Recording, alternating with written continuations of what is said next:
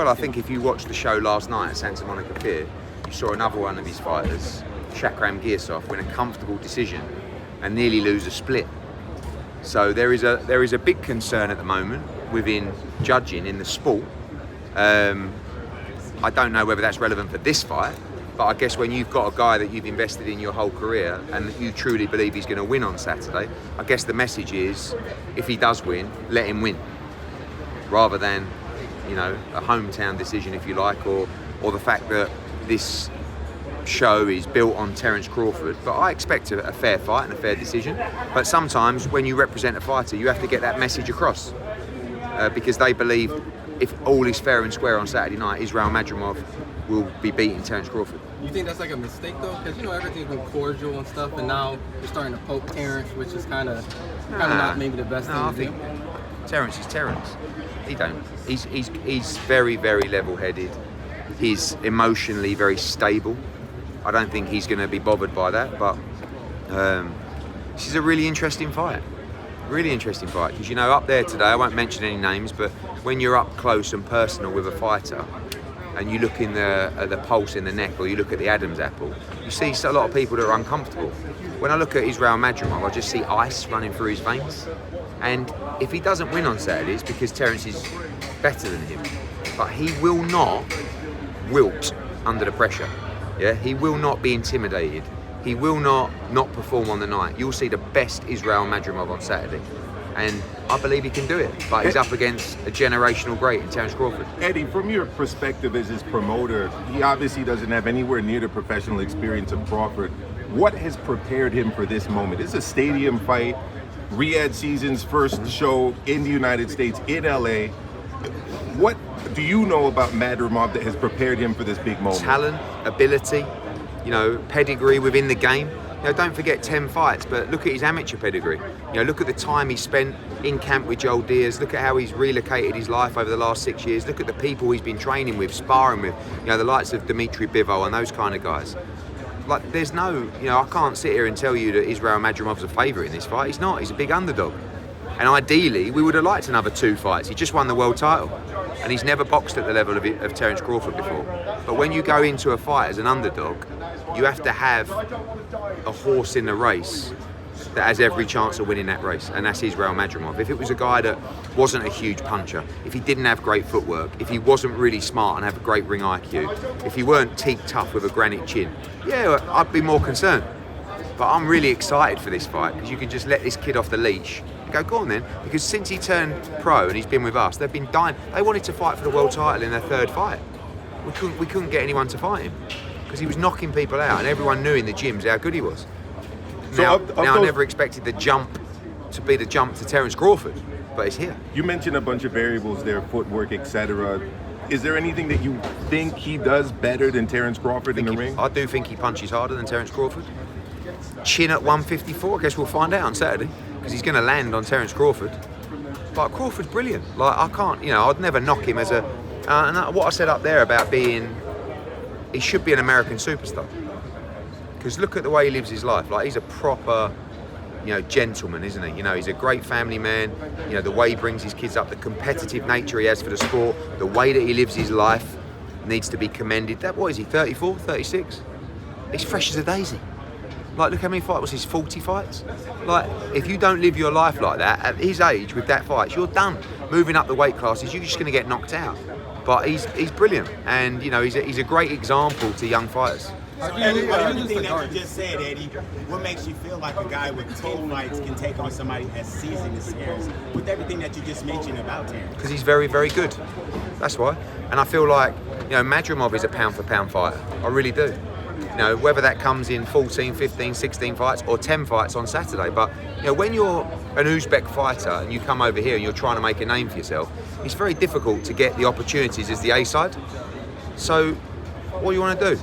You want to roll the dice, don't you? Like, you know, as we say, Madrimov, one thing I tell you now, Madrimov's the best 154-pounder in the world right now. Right? And I rate Virgil Ortiz. I think he beats Virgil Ortiz. Tim Tszyu, great fighter. I think he beats Tim Tszyu. In my opinion, this is the best 154-pounder in the world. But we'll see if Terence Crawford's the best 154 pounder in the world. And I think if you ask Terence Crawford who he thinks the best 154 pounder in the world is, he would say Israel Madrimov. In fact, I've heard him say it in multiple interviews. Turning quickly to the undercard, Eddie, you've got history with Jarrell Miller. I think he stole the show of the press conference yet again.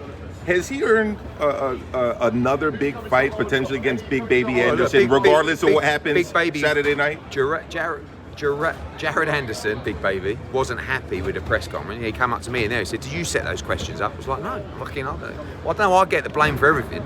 I said, "But people love that, Jared. Oh, you know, it's bullshit. He's got nothing. I'm on another trajectory, blah, blah." I said, "Yeah, but Jared, you have to understand. People love this shit, all right? In the hotel, up there. This is what makes big fights. And listen, I'm telling you now, if Jarrell Miller can beat Andy Ruiz on Saturday, and Jared Anderson can beat Martin Bakole, by the way, 2 massive fights, 50-50s. Yeah. I think more the 50-50 is the Bakole fight. Yeah. Jarrell Miller against Jared Anderson is huge. You imagine that fight for American boxing.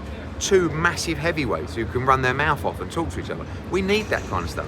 You mustn't be afraid to feel offended, yeah, or disrespected in this sport. Just play the game, and let the play, you know, let the theatre play out. You know, that's why I said to Jared Anderson, he came to me in the week.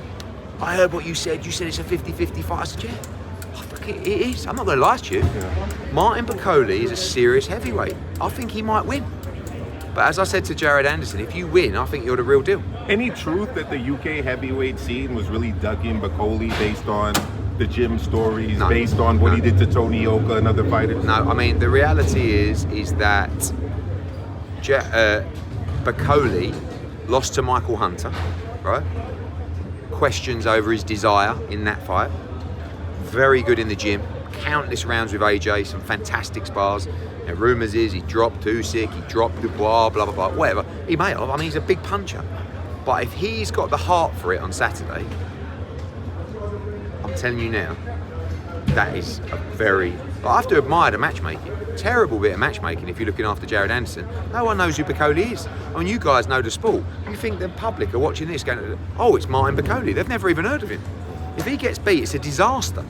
But if he gets the victory, he should get the credit. I hope people give him the credit because this is a brave bit of matchmaking and a big fight. Shakur I want to switch gears a little bit. With the presence of Riyadh season and coming in and changing a lot in boxing, do you feel that there are certain things that need to be changed, and how do we go about making those changes?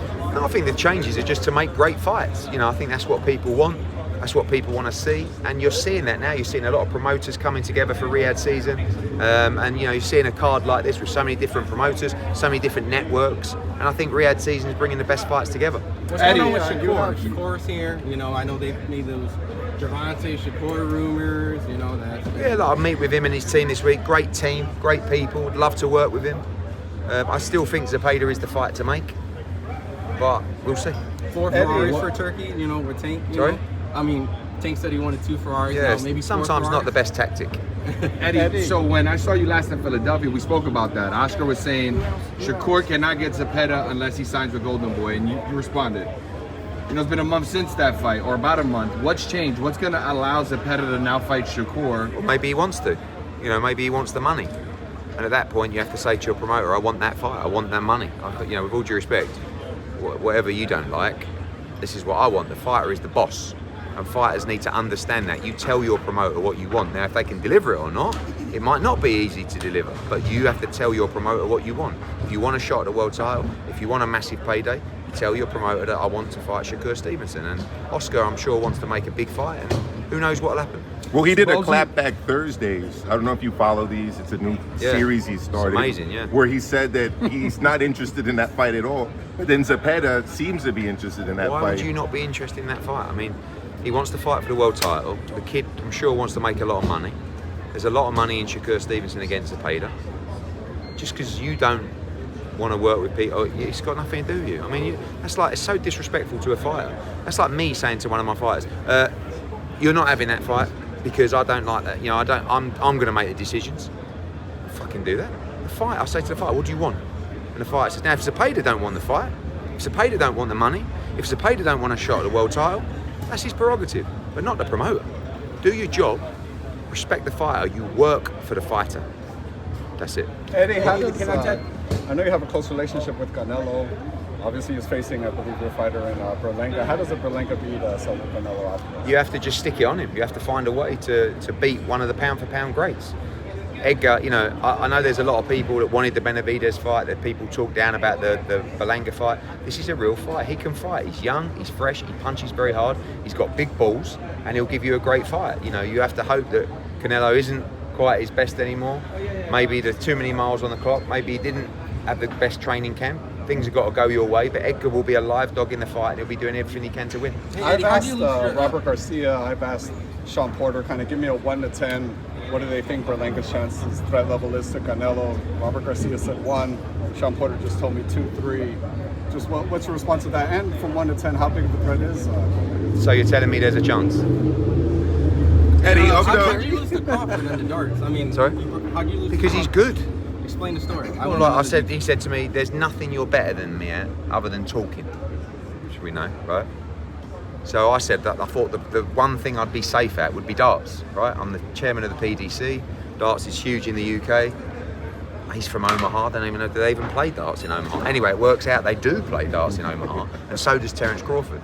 And the footage will be out later today. How Last bad was one. it? How bad It was was it? pretty close, but you know, it was a strong victory. Last one. Bosie's here, Eddie, and Yeah. obviously he's here for Andy Cruz.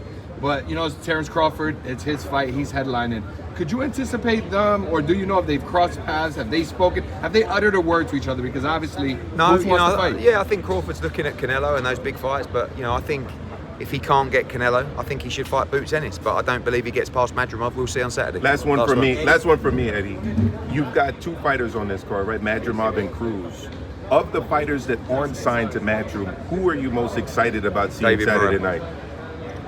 Thank you very Serious much. fight. Eddie, Yeah. I wanted to ask you with so much going on in Paris right now with the Olympics Yeah. going on.